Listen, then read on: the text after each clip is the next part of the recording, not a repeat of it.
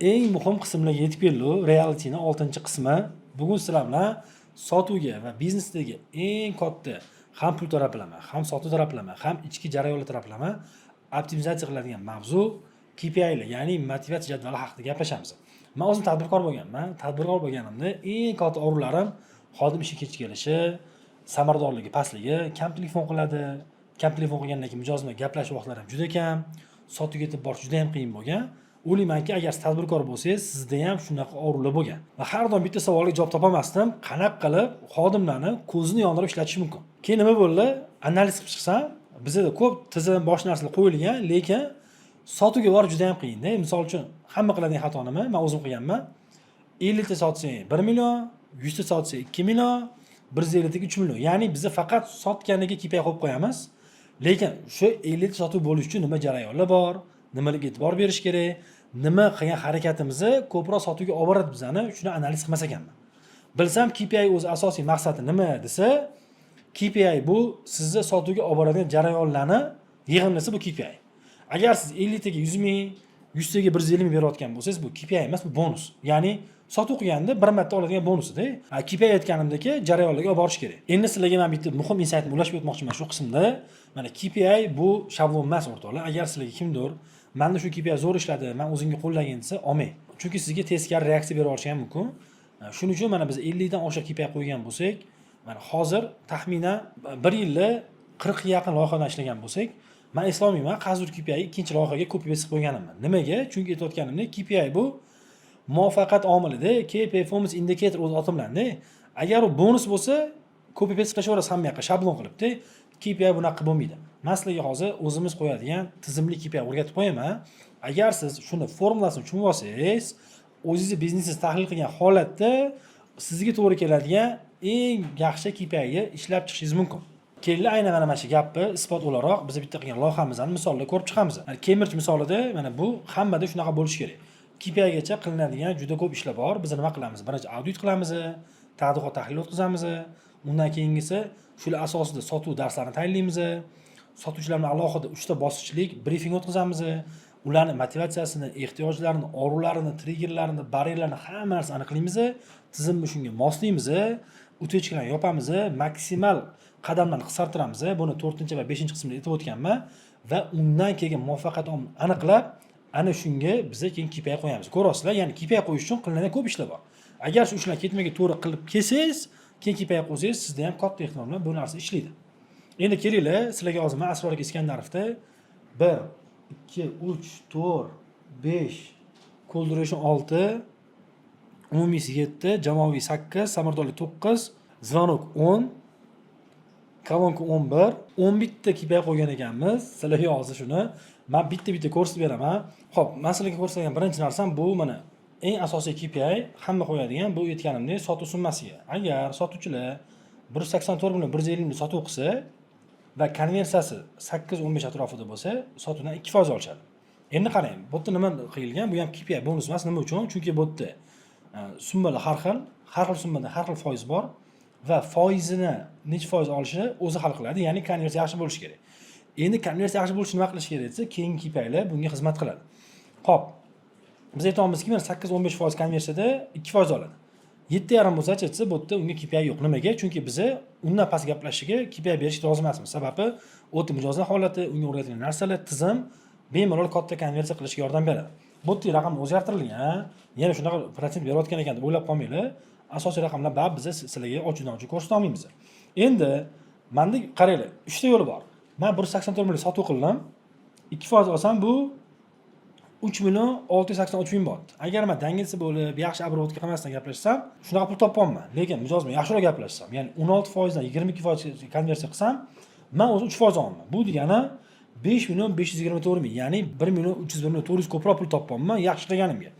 Keyingisi, undan ham yaxshi ishlasam, mijozga vaqtida telefon qilsam, sotuv ssenariy bo'yicha ishlasam, to'g'ri mijozga ma'lumotni yetkazib bersam, qayta aloqa vaqtida qiladigan bo'lsam, konversiyam 23-30 bo'ldi va men 7 million 366 ming, ya'ni birinchi KPI ga nisbatan 2 barobar deyarli ko'proq pul topolman. Ya'ni siz qo'ygan KPI sotuvchi yaxshi gaplashyapsanmi, nima qilib olsan deyishingiz kerak emas.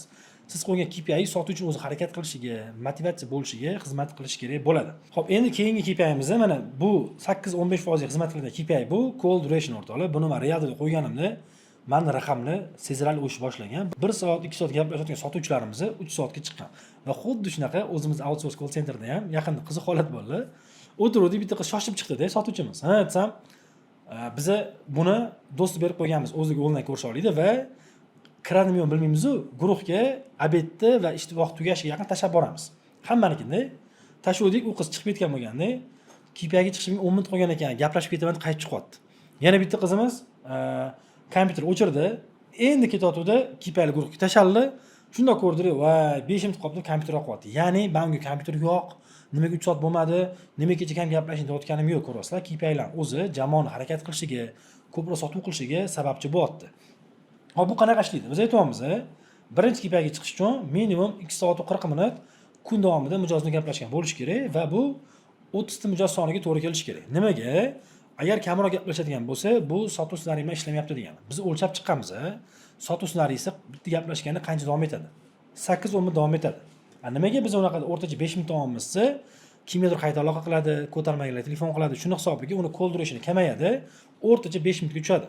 Men buni o'zim xronometraj qilib, dushanba, chorshanba, shanba kuni call centerda o'tirib, hammasini yozib o'lchab, aniq raqamlar asosida qo'yganmiz. Demak, 2 soat 40 minut qilsa, eng kamida 30 minut gaplashsa, ularga obed bepul. Tushunasizlar?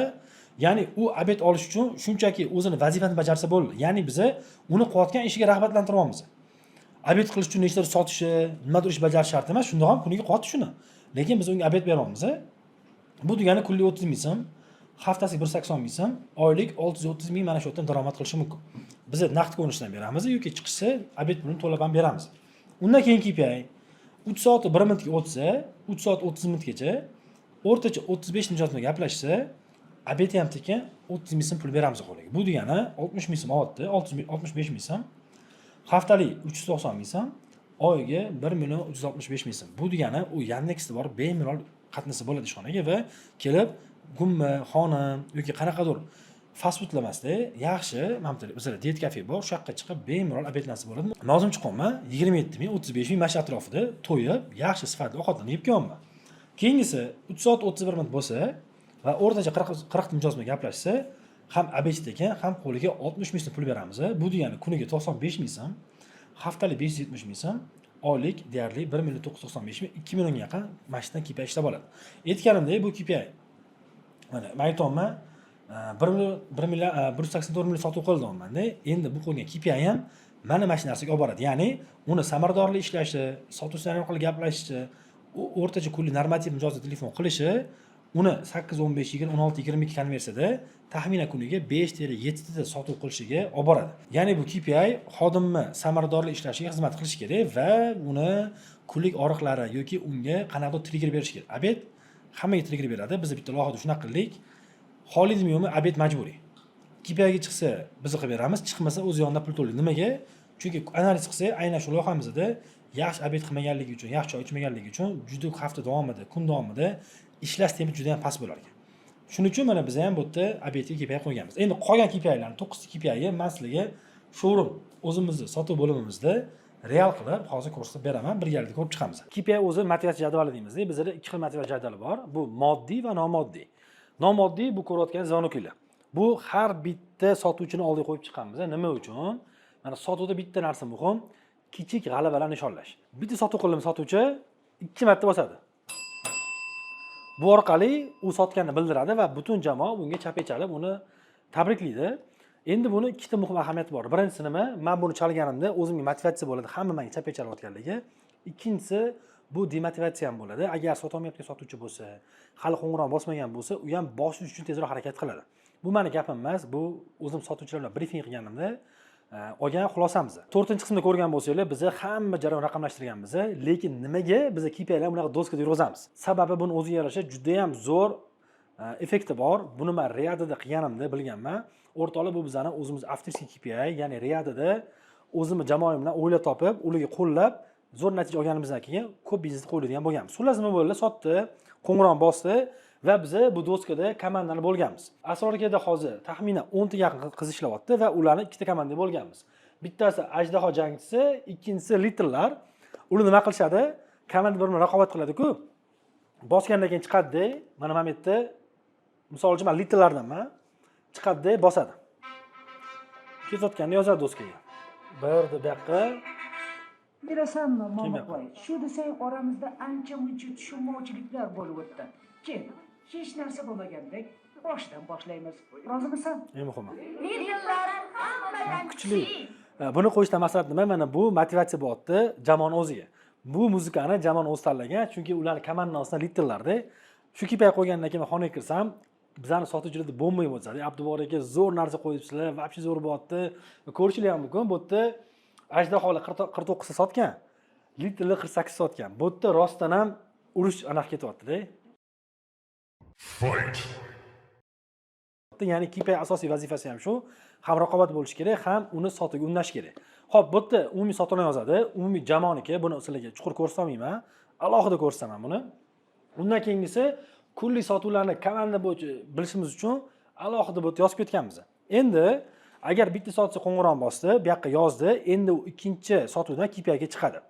Ikkinchi KPI bizda bu ham nomoddiy KPI, sotuvchining orqadan kelib chiqqan. Mana bu yerda bizani xolodilnikimiz bor. Buni nima qilganmiz? Bir kun Riyadga kelsam, menga ro'p etyapti. Abdubor aka, men sotuvchilarni kuzatdim.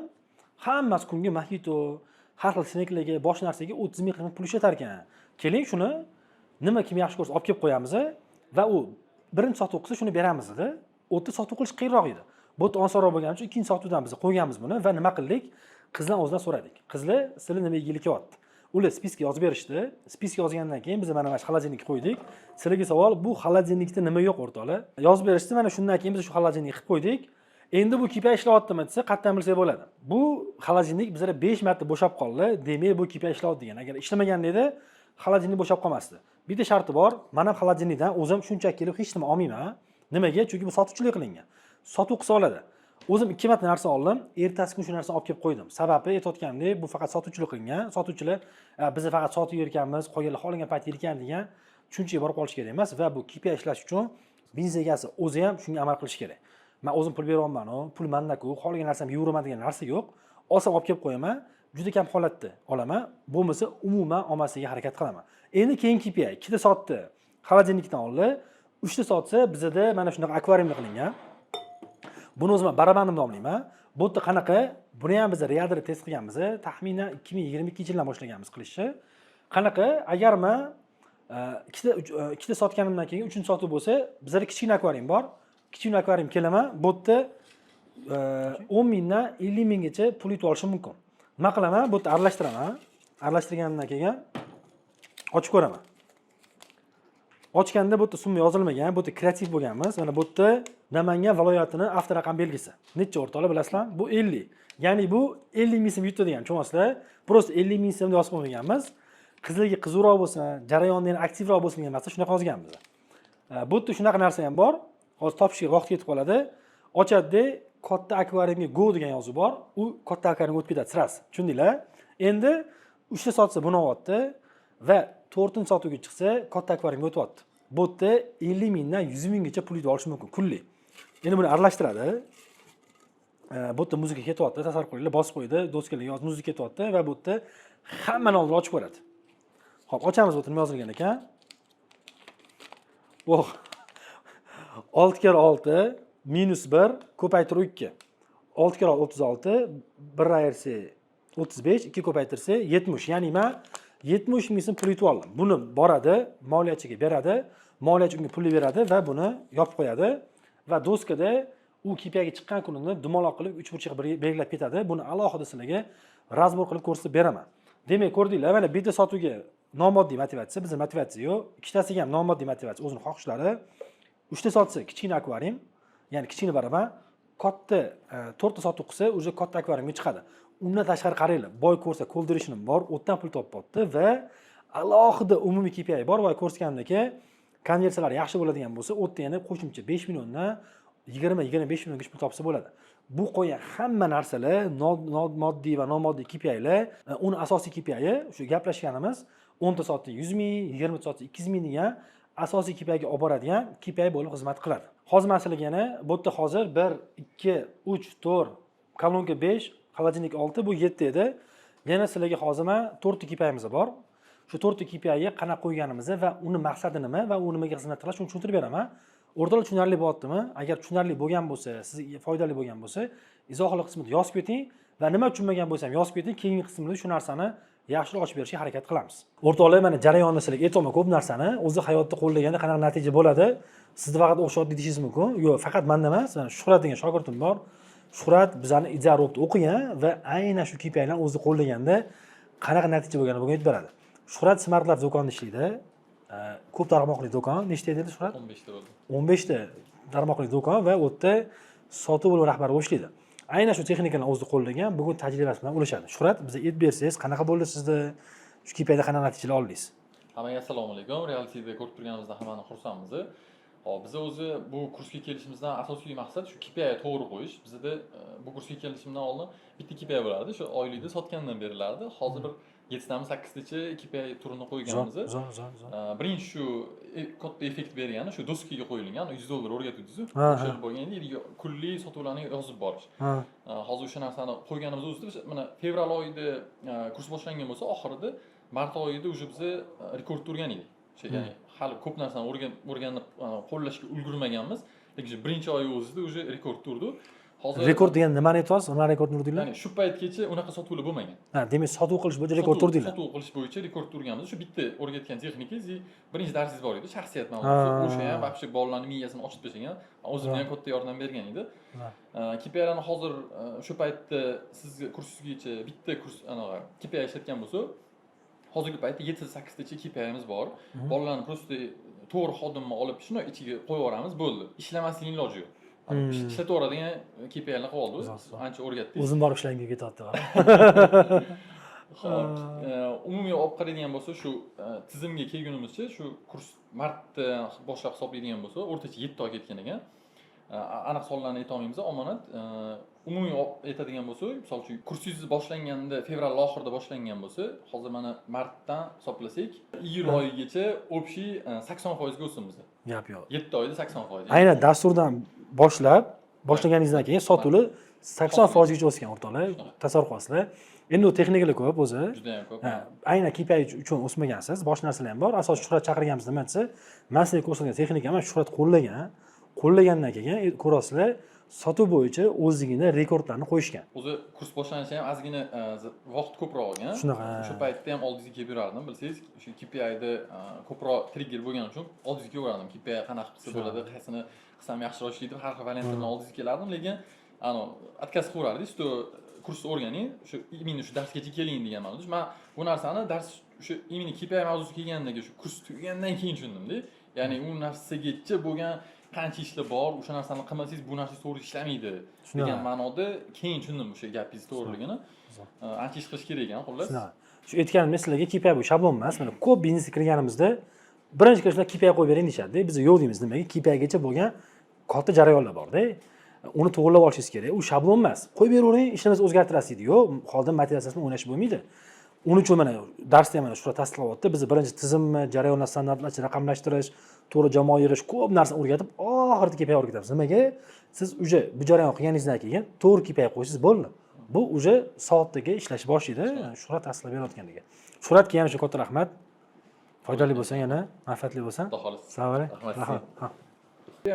Qo'yayotganda ko'pchilik men o'zim tanigan qo'yganlarni bir 90% noto'g'ri qo'yadi. Ya'ni KPI qo'yilayotganda o'zidan kelib chiqib qo'yadi. Shunaqa. Ya'ni o'zi xohlayotgan narsani qo'yadi, lekin xodim xohlayotgan narsani qo'ymaydi. Shaxsiyatda biz bilib olamiz, nima kerak unga, qarab ketyapti, B tochkasi. Biz mana shu KPI shu B tochkasiga bog'lab turib qo'yishimiz kerak. Shunda KPI yaxshiroq ishlaydi. Mana shu chillada bo'layotgan narsa, okey, bolalar o'zi nima xohlayapti, oldin shu narsani bilish kerak. Bolalar o'zi sizga chiqayotgan paytda o'sha ilg'ashishni bilish kerak. Misol uchun bolalar aytayapti, chilla, okey, voqlarga ketdilar, basseynga borib kech payt cho'milib, sal kamroq ishlaydi, sizga to'tta odam deb mana shu ma'noda chiqishdi, lekin bo'pti, uning uchun nima qilamiz? Bizda kunlik normamiz bor, gaplashish kerak, 2 soat, 2,5 soat minimum plani bor.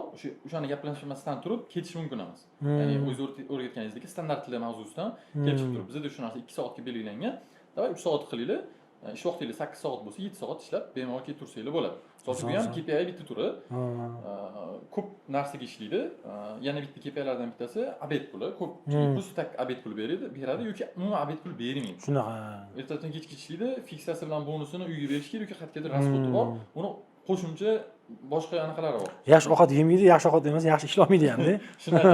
O'sha narsani misol uchun kuniga qanchadir misol uchun 6-7 ta kunlik plani bo'ladigan bo'lsa, 6-7 ta plandan ko'prog'iga 10 taga kelishganmiz, rahbarlar bilan gaplashib, qanaqa shu 10 ta sotsa nima qilib bera olamiz? Nima xohlaydi? Minimum obed. Misol uchun somsa gumma pereshka yemaydi, yaxshi ovqat yeb, moshni Cho'tka qilibsiz. masalan narsalar qilsa. Ana vohli kecha ishladimi keyin? Vohli kecha qo'yib bergan. Hammasi 3 soat o'tirib oldi, hammasi. Yo'q, U shu paytgacha 2 soat 1 soat 50 minut, 2 soat mana shunaqa bo'lib, o'shani 2 soat uring, minimal uring deb harakat qilardi. Endi hozir 3 soat qilishyapti. Bu narsa sifatliroq gaplashishga o'tyapti-da уже. Ko'proq klient обработка qilib, ko'proq sotuv oshishiga yordam beryapti o'sha narsa. Ya'ni rekordlar qo'yilishi faqat ishlaydigan joylarga qo'yilishi kerak, triggerlarni borish kerak. Demak, to'g'ri KPI qo'yish. Eng asosiy shu. Aytgan mana shablon emas bu-da. Mana Shuhrat ham o'zini tizimidan, o'zini o'rnidan kelib chiqib qo'ygan. Misol uchun olib kelib o'zim xodimga qo'ysam ishlamaslik. Nimaga? Chunki men o'g'ri boshqa narsa bo'lishi mumkin. KPI funksiya, ya'ni muvaffaqiyat omili boshqa narsa bo'lishi mumkin-da. Zo'r qarang. 8 soatda 2 soat gaplashayotgan odam 7 soat 3 soat gaplashyapti-da. Bu degani hozir sotuv gaplash vaqti qisqarib, ya'ni xodim ishlash vaqti qisqarib, aniq samaradorlik oshyapti. Bizga nima farqi bor? 5 soat ishlamaydimi? 3 ish qilib ketsa, to'g'rimi? 9 soat o'tirib bir samarasiz ishlagandan ko'ra 7 soat ishlasan, samarasi bizga ham foyda, o'ziga ham foyda. Zo'r. O'zi zo'r narsa bor. Mana men realda 5 yil shu narsani qilib qiynalganman nimaga? To'g'ri yo'l topolmaganmiz-da. Mana ustozimlar yillab yo'lni qisqaradi, bekorga yetishmagan. Keyin zo'r narsa xursand bo'laman. Mana men o'zimda hali bunaqa keysda juda ham kam. Mana shogird shu narsani qilishyapti. Bu nima degani? Ot bosmagan joyiga toychoq bosadi. Zo'r Shuhrat, xursand bo'laman. Manfaatli bo'lsin. Xudo xolisa. Bosing gazini. Xudo xolisa. Bosh mavzudan olib chiqamiz endi shunaqa bo'lsa. Bo'ldi. Xudo xolisa. Yaqinda bitta tanishim aytib qoldilar. Shuncha tizimlashtirgansan, avtomatlashtiribsan, raqamlashtiribsan, dashbordlaring bor ekan. Bu do'stga nimaga kerak deb so'radilar. Men sizlarga hozir buni bomba effektini ko'rsatib beraman. Bu sizga na avtomatizatsiya, na raqamlar bera olmaydigan sotuvchilarga juda ham katta emotsiya beradi. Bu holatda biz realda qo'llaganmiz. Bu o'zim avtorsi KPI ham. Men buni juda ko'p odamlarga ko'rsatdim. Nimadan xursand bo'laman? Mana shu do'stkan hozir bizlar hamkasblar ham, bizlar sohada bo'lganlar ham, ko'p sotuv bo'limlari, juda katta kompaniyalar qo'llab kelyapti. Aytganimdan keyin juda ko'pchilik bu narsani tasdiqlab, ularda zo'r o'zgarish bo'lganini aytyapti. Meni xursand qilgan narsa nima? O'rtoqlar, mana biz aytyapman, bu narsalarni qanaqadir darsda o'rganishingiz qiyin. Nimaga? Chunki men o'zim ko'p darslarim rossiyskiy kurslarda, amerikanskiy kurslarda yoki SNGning har xil kurslarda o'qigan, u yerda asosan raqamlarga moslashgan KPIlar ko'rsatiladi. Bu narsalarni biz jarayonda, realda o'zimiz qo'yib o'rganganmiz va men nima xursand qiladi? Mana shu narsalarni hozir O'zbekistonning top 1 foizli kompaniyalar, bizlarning hamkasblar, sotuv bo'limiga aloqador bo'lgan juda ham ko'p inson ishlatib kelyapti. Sababi ularda ham bu juda katta natija beryapti. Buni men bunaqa faqat 3-4 insonga ochiq ko'rsatganman. Endi sizlar ham buni bemalol ko'rishingiz mumkin. Faqat asosiy loyihalarda emas, boshqa loyiha misolida ko'rsataman. Sababi hamma raqamlarni ham, jarayonlarni ham sizlarga ochiq ko'rsata olmayman. Omonat masalasi bor, ko'p raqamlarning maxfiylik masalasi bor. Shunga boshqa loyiha misolida ko'rsataman. Xo'p, do'stkaning mohiyati nima? Ketdi, boshlaymiz. Iyul oyi yozilgan. Iyul oyi sanali sotuvchilar KZGA, bu sotuvchilar ismi va undan keyin kunlik sotuvlar. Dumaloq uchburchaklar nima? Dumaloq bu asosiy KPIlarga chiqqan kuni va olgan kuni, uchburchak bu kichik KPIlar. Call duration, baraban yoki mana nomoddiy motivatsiyani olsa uchburchak qilib ketadi. Katta KPIga chiqib olsa shuni dumaloq qilib ketadi. Endi bitta muhim narsaga e'tiborlar qaratmoqchiman. Mana shu doskada qarasanglar, bo'sh kategoriyalar soni ikkitadan ko'p emas, bittami ikkita holatda 3 ta kategoriya bo'lib qolgan. Nima uchun? Shuncha raqamlashtirsangiz ham, optimizatsiya qilsangiz ham, sotuvchi harakatlaridan, yon odamlarni olayotgan emotsiyasidan maza qiladi. Ko'rdinglar boya sotuvchi sotganda bitta ding bosyapti, chiqqandan keyin muzika qo'yyapti va do'stga yozganida u ko'radi. Yorida inson necha sotdi? Umuman total turibdi 43 ta, 26, 28, 23 ta. Qolgan necha sotyapti? Va KPIga chiqdimi, chiqmadimi? Shularni kuzatib turish mumkin va bundan keyingisi mana katta ikkita bo'lib qolsa nima bo'ladi? Birinchi kun indamaymiz va ikkinchi kuni boshlaymiz. Sotuvlaring yaxshimi? Nimadan qiynalyapsiz? Maslahat beramiz. Uchinchi kuni endi ertalab umuman o'tirib gaplashamiz. Qara, 2 kun bo'sh bo'lib qolibdi. Keyin analiz qilamiz, xatoni analiz qilamiz va 3-kundan sotuv qilishni boshlaydi. Mana ko'ryapsizlar, ikkitadan ko'p emas-da, eng ko'p 3 ta. Unda ham keyingi kun sotgan va undan keyin sotgan va o'sha odam 20 sotuvga chiqqan. Undan keyingisi nima doskani yana eng muhim narsasi mana bu yerda sotuvchilar ismi yozilgan. Xo'p, shunda doskamiz bizga offlayn raqobat qilishga yordam beradi. Endi bu yerda dollar turibdi. Bu nima deydigan bo'lsak, bu o'zi falshiy dollar, lekin men sotuvchilarga aytmaganman. Qanaqa bo'lgan? Biz bitta joydan dollar almashtirganimizda bizga falshiy dollar tiqib yuborgan. Keyin men shu KPI qo'yganman-da, aytganman. Bizda talab bor, 4 ta talab bor. Shuni bajargan inson eng zo'r sotuvchi, biz unga 200 dollar beramiz. Mana doskaga yopishtirib qo'ydim. Va endi u nimaga qaraydi? Sotuvchi eng zo'r sotuvchi bo'lish uchun birinchi o'rin samaradorlik bizda. Birinchi o'rin samaradorlik, keyingisi sotuvlar soni va summasi. Endi misol uchun mana bu Kamila turibdi. Shu narsa Ziyodaga o'tib qolsa, Ziyoda keladi, dollar pastga tushib qo'yadi. Bu degani Kamila ko'radi bu narsani, "Voy" deydi, "Banda oshib ketibdi" deydi, "Qattiq oshib ketibdi" qaraydi, u yana harakat qilishga boshlaydi. Bu endi bu yerda ochuvdan ochiq Kamila yutgan, lekin undan oldingi oyda bizda talash bo'lgan. Ziyoda va Kamila birinchi o'ringa talashishgan va bu o'sha surib qo'yib, rosa ko'p surilgan dollar. Bu degani KPI ishlayapti degani. Endi bu yerda nima narsalar bor? Mana sotuvchi yaxshi sotish uchun mana ko'plab KPI qo'yib berdik va jarayonni ham yaxshilash uchun xizmat qiladigan ko'p jarayonlar bor. Birinchisi bu bugun nima qiladi? Kunni reja qiladi, yozadi bu yerda. Men bugun 50 til оборотga qilaman. Keyingisi просрочкасы mana. Nechta просрочный lidim bor? Просрочка nima degani? Qaytalab qilib yuboring, Telegramdan yozib yuboring, palon narsa qilib yuboring, palon payt to'layman degan, lekin vaqtida sotuvchi bog'lanmagan, bu shuni yozib ketadi. Nimaga liniya qilib qo'yganmiz, yozadi. 14 ta просрочкам bor, kunning oxirida 14 dan оборот qilib ketgan bo'lish kerak. Ertalab do'stlar grup rasmini olib gruppaga tashiydi, hamma yozgandan keyin kech payt hamma ketgandan keyin do'stlar tashiydi. Bu orqali ertasi kun stand-upda san palon narsani yozuvding, rejani, lekin bajarmayapsan deb gaplashishga yordam beradi. Keyingisi nechta yangi zvonok qiladi? Shuni yozadi va endi eng muhimi samaradorlik, effektivность yozib qo'ygan. Mana samaradorlikni hamma yozib chiqadi. Misol uchun 60, 70, 80, 90 va kimda samaradorlik baland bo'lsa, sotuvlar baland bo'lsa, dollar shu odamga qarab yuradi. Keyingisi endi umumiy planni yozib qo'yadi va oxirgisi progress. Progress nima degani? Sotuvchi ishga kelgandan keyin kun davomida unda har xil xatolar chiqishi, sotuv ssenariysi muammoli chiqishi mumkin. Uni oldini olish uchun biz nima qilganmiz? Bir bor yo'riqnomani ertalab kelib o'qiydi. Sotuv ssenariyini o'qiydi, progress, ya'ni qizib oladi. Mashg'ulot qilishdan oldin, futbol o'ynashdan oldin ozgina qizib olib keyin o'ynashni tana mazza qiladi-ku, har xil orullar bo'lmaydi. Sotuv ham xuddi shunaqa. Sotuvga chiqishdan oldin qizib olish kerak. Sotuv ssenariyini qonun qoidaga eslab olish kerak, keyin sotuvga chiqish kerak. Progress qilgandan keyin pitichga qo'yadi. Ungacha sotuv boshlash mumkin emas, ro'b kelib, o'sha sotuvchini sotuvdan oladi. Mana Mashdoskani o'rtoqlar, Riyadida birinchi oy qo'lladik. Qo'llaganimizdan keyin natijalar bomba bo'ldi. Emotsiyadan o'zim mazza qildim. Bir kun may oyi o'tiribman, kameraga kirsam soat 11, yo'q 10:30 11 edi. Hamma sotuvchim ishda. 9 dan 6 ga ishlagan sotuvchi ham ishda. 12 dan 8 ga ishlagan sotuvchi ham ishda. Qarayapman oy oxiri nimaga desa, may oyida doskada konkurensiya deyarli hammasi bir xil. 28 ta, 28 ta, 29 ta deb effektivность ham bir xilda. 200 dollar pulni kim yutadi, shuni aniqlash uchun ular konkurensiya qotilgan. Tushunasizlar? Tadbirkor org'i nima? Sotuvchim nimaga ketib qoldi voqli, 6 bo'lishdan ketadi, ishi kech keladi, sotuvlari kam deymiz-ku. Men o'zim xuddi shu narsani bosib o'tganligim uchun shu narsani ko'rib, vobshe mazza qilib o'rganman. Shunda ro'pa telefon qilganman. Menga qara, men qo'shsanlar, soat 11 bo'ldi, tinchlikmi desam, "Abdubori konkurensiya ketyapti. Mana hozir 12 gacha sotuv davom ettiramiz. Kim agar sotadigan bo'lsa, effektivность bir xil 200 dollar olib ketadi" deganda. Shundoq mazza qilib o'rganman. Bo'lar ekan-ku, shunaqa ishlasam ham deyapman-da. Mana shu do'stga bizga mana shu narsani berdi. Undan keyin biz ko'pchilik ko'rsatdi. Buni siz ko'rgan bo'lishingiz ham mumkin. Shu do'stga ishlagandan keyin biz buni davom qilishni boshladik va qolgan loyihalarda ham mana shu do'stgani qo'llab kelyapmiz. O'rtoqlar, men buni bemalol ayta olaman. Bu bizani avtorskiy KPI'miz. Riyadida jamoa bilan birga buni kashf qilganmiz. Endi boy ko'rgan ikkinchi do'stkalar, u ham deyarli xuddi shunaqa vazifasi shuni bajaradi. Faqat u yerda endi jamoaga bo'lganmiz. Demak, bizda o'rtoqlar sizlar bilan qancha KPI gaplashdik hozir? O'rtoqlar, endi keyingi KPI ga o'tamiz. Hozir sizlar bilan biz umumiy KPI gaplashdik, sotuvlar va konversiya. Undan keyin ko'ldirishni tushuntirib berdim. Undan keyingisi nomoddiy zvonok. Undan keyingisi nomoddiy kelsa muzikani bosadi, hamma o'ziga qaraydi va doska yozadi. Undan keyingisi doska bo'lyapti, keyin baraballar, xolodilnik va undan keyin hozir umumiy doskani tushuntirib berdim. Endi sizlar bilan asosiy yerda KPI ga o'tamiz. Bu jamoaviy KPI. Biz asrorlikda 400 ming dollar sotuvni reja qilganmiz va jamoani 2 ga bo'lganmiz. Va u yerda ikkita jamoaviy KPI bor. Birinchi KPI, har bir jamoada 4 ta odam bor va umumiy jamoa 100 ming dollar sotuv qilish kerak. Biz shartini yozib qo'yganmiz. Eng kam sotuvchi 20 ming dollar sotuv qilsa va butun jamoaning sotuvi 100 ming dollar bo'ladigan bo'lsa, har biriga 50 dollardan. Nimaga eng kam sotuvchini qo'shganmiz?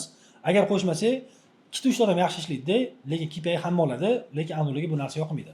Bu adolat bo'lsin, jamoaviy harakat qilsin, degan maqsadda shu narsa qo'yilgan. Endi chiqolmayaptimi, keladi, qara, muvot nega sotolmayapsan, nima qilishimiz kerak, birga ishlaymiz deb bir-biri bilan gaplashib, uni sotuvga olib boradi. Endi ikkinchi jamoa KPI kimni jamoasi birinchi 200 ming dollarga chiqsa va eng kam sotuvchi 45 ming dollar sotuv qilgan bo'lsa, har bir jamoa a'zosiga 100 dollardan bonus beriladi. Tushundinglar? Sharti birinchi chiqish va eng kam sotuvchini shart qilib qo'yish kerak. Shunda jamoaviy KPI ishlaydi. Endi bizda eng asosiy KPI'miz bu samaradorlik KPI. Hop, buni masalaga ko'rsatib beraman. Samaradorlik KPI qanaqa ishlaydi? Biz Bitrixda ikkita narsani davomiy o'lchaymiz. Birinchisi bu yo'qlama. Xodim ishga kelganida Bitrix o'zi yo'qlama qiladi. Ikkinchisi uni qayta aloqalari. Qayta qiladigan mijoz, javob bermagan mijoz, o'ylab ko'radigan mijoz, to'lov yuborildi. Xullas, mijozni qayta aloqa vaqtini o'lchaymiz va buni samaradorlik ko'rinishiga olib kelamiz. Misol uchun, bu sotuvchimiz 187 ta o'ziga task qo'ygan. Xo'p, samaradorlik ko'rsatkichi qanaqa ishlaydi? Mana ko'ryapsizlar, xodim bir oyda 187 ta vazifa qo'yilgan o'ziga va 182 tasini vaqtida bajargan, 33 ta zadachasi vaqti o'tib ketgan va uni samaradorlik 82. Agar 187 dan bajarsa, buni samaradorlik 100 bo'ladi. Endi bizda bu KPI mohiyati qanaqa? Mana shu doska, baraban, anaqalari suvlarini kunlik ovuradi xolodilnikda. Lekin asosiy KPI bor. Birinchi ko'rsatganim, agar u 185 million sotuv qilsa, 3% dan misol uchun 5 million olish kerak edi. Samaradorligi uni KPI necha foiz olishini belgilab beradi. Misol uchun, men KPI dan 10 million KPI ga chiqdim, lekin samaradorligim 80 bo'lsa, men KPI 8 millionni qo'lga kiritaman, ya'ni 80% olaman. Agar samaradorlik 90 bo'lsa, men KPI ga 100% qo'lga kiritaman. Logikasi qanaqa ishlaydi? Biz aytganmiz, agar samaradorligi 90% bo'lsa, senga 100% KPI beramiz. Sabab u xodim ishga vaqtida kelgan va qayta aloqalarni vaqtida kelgan, juda kam zadacha vaqtida bajarmaganligi uchun uni samaradorligi 90% chiqqan. Buni xodim biz qadrlaymiz. Keyingisi 90 dan qancha past bo'ladigan bo'lsa, unga 10% zapas qo'shib beramiz, chunki hamma xato qilishi mumkin va unda xato qilish imkoniyati bo'lishi kerak. Misol uchun 82 ming hozir u 92% KPI qo'lga kiritadi. Ya'ni 9 million 200 oladi. Nimaga? Chunki 10% zapasi bor. Endi eng muhimi, agar u 90 plus bo'ladigan bo'lsa, KPI ga yana 10% qo'shib beramiz. Sababi u juda ham namunali xodim bo'lganligi uchun. Tushunasizlar, men qidirib yurmayman.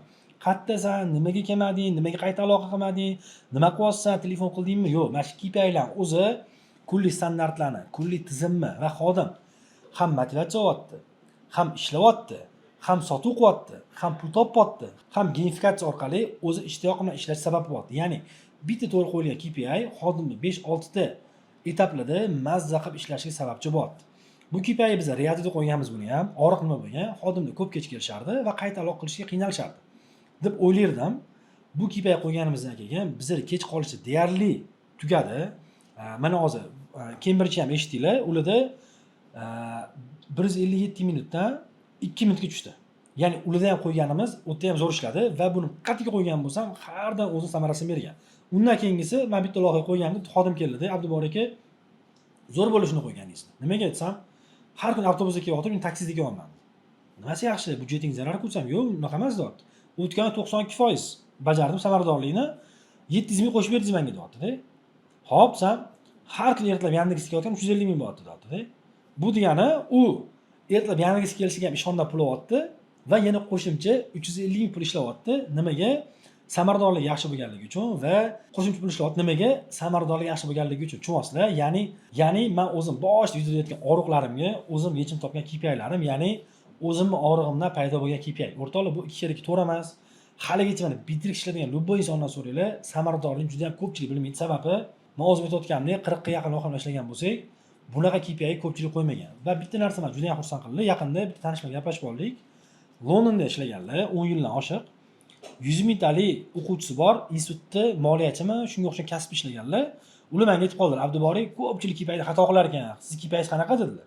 Aytib beruvdim, bir xil ekanmiz dedilar. Ya'ni KPI ikkita narsaga bog'liq bo'lishi kerak. Birinchisi raqamligi, ikkinchisi kunlik bo'layotgan xatolar, kamchiliklar shuni yopadigan bo'lishi kerak. Ya'ni samaradorligi bog'liq bo'lishi kerak. Londonda biz mana shu ikkita narsa bo'yicha KPI qo'ygandik dedilar. O'tirib tahlil qilib chiqsam, bizning KPI xuddi shunaqa ekan. Birinchisi raqamlarga bog'liq, ya'ni raqamlar yaxshilashadi. Ikkinchisi kunlik muammolar, samaradorlik yaxshilashadi. Ya'ni siz sotuvchingiz eng zo'ri kim desa, men hech qachon eng zo'r sotgan eng zo'r sotuvchi demayman. Nimaga? Zo'r sotgan bo'lsa ham, lekin qolgan jarayonlar xalta qilayotgan bo'lsa, u zo'r sotuvchi emas. Uni men namuna qila olmayman.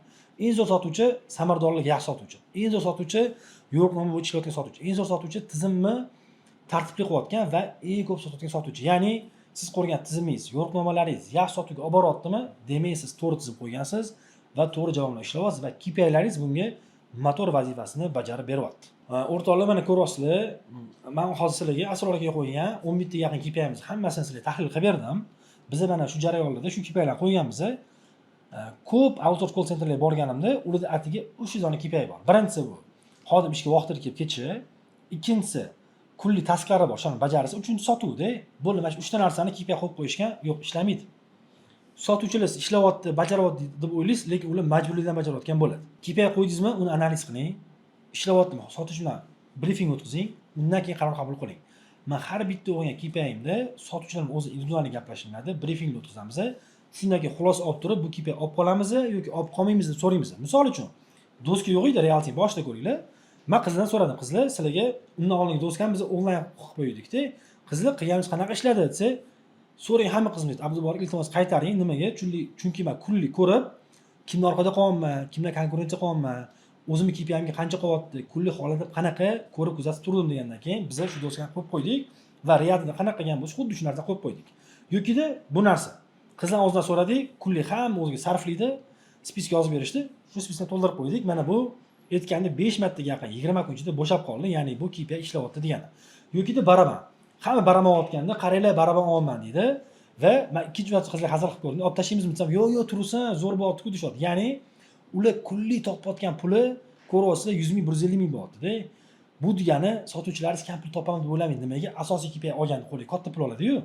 Ichida qarzi bo'lmaydi, qoni to'q bo'ladi, uyga taksi bor, taksida ketayotgan bo'ladi, ota-onasi ko'rayotgan bo'ladi, charchamayotgan bo'ladi eng muhimi va u pulni ishlatadi va shundan keyin u pulni baraka bo'lyapti, ishim yaxshi ekan deb ish haqida ham o'zi pozitiv o'ylashni boshlaydi. Xullas o'rtoqlar, bitta narsani ham ta'kidlab o'taman, bu KPIda hech qanaqa shablon yo'q. Ya'ni siz buni olib qo'llasangiz, sizda ham ishlaydi degani emas. Sizda ham shu aytganimdek tizimlar, jarayonlar, optimizatsiya, raqamlar to'g'ri bo'lsa, undan keyin bu KPIni qo'ysangiz, bu sizga motor vazifasini bajarib beradi. O'rtoqlar, ko'rdinglar, hozir asror aka loyihalariga qo'yilgan 11 ta KPI sizlarga tushuntirib berdim. Bitta narsa shu tushunib ketishimiz kerak. Bu KPIlar aytganim shunchaki shablon emas. Bu yerda aniq ishlaydigan mexanizm, formula, tizimlar bor va ko'rdinglar, KPIlar faqat gamifikatsiya, ya'ni o'yinlar orqali sotuv qilishga olib boradi. Ya'ni zvonok chalish, narsa olish, baraban ichida narsa olish, doska yozish, jamoaviy KPIlar bu hammasi gamifikatsiya ustiga qo'yilgan KPI va hammasi jamlangan. Ya'ni sotuvchi o'zi yaxshi bilan ishlayapti. Uning orqasidan ishga vaqtida kelyapti, vaqtida ketyapti. Jarayondan o'zi ham mazza qilyapti. Jarayonlardan emotsiya olyapti. Eng muhimi, bundan pul topyapti. O'zi xohlagan narsasiga erishyapti pul topish orqali. O'zi xohlagan narsani yeyapti. Qorni to'q. Taksida ketyapti. Agar ketayotgan bo'lsa, shunchaki ortiqcha pulni o'ziga olib qo'yib ishlatyapti. Va eng muhimi, sotuv qilish o'rganyapti. Ko'rdinglar, mana bitta to'g'ri KPI qo'yish orqali hammasini jamlab, hamma sotuv qilyapmiz, ham jamoa ishlayapti. Xullas, hamma pul topyapti va jarayonlardagi ko'plab muammolar to'g'ri KPI qo'yilgan orqali hal qilib ketilyapti. Umuman bizda shular edi. O'ylaymanki, sizlarga bu qism foydali bo'ldi. Kim nima insight oldi yoki kim nimani tushunmadi, o'rtoqlar, muammosi bu reality. Yana nimalar ko'rgili kelyapti. Agar izohli qismga yozib qoldirsanglar, xudo xolis keyingi qismlarda sizlarga shuni yana ham chuqurroq ochib berishga harakat qilamiz. Keyingi qismda ko'rishguncha.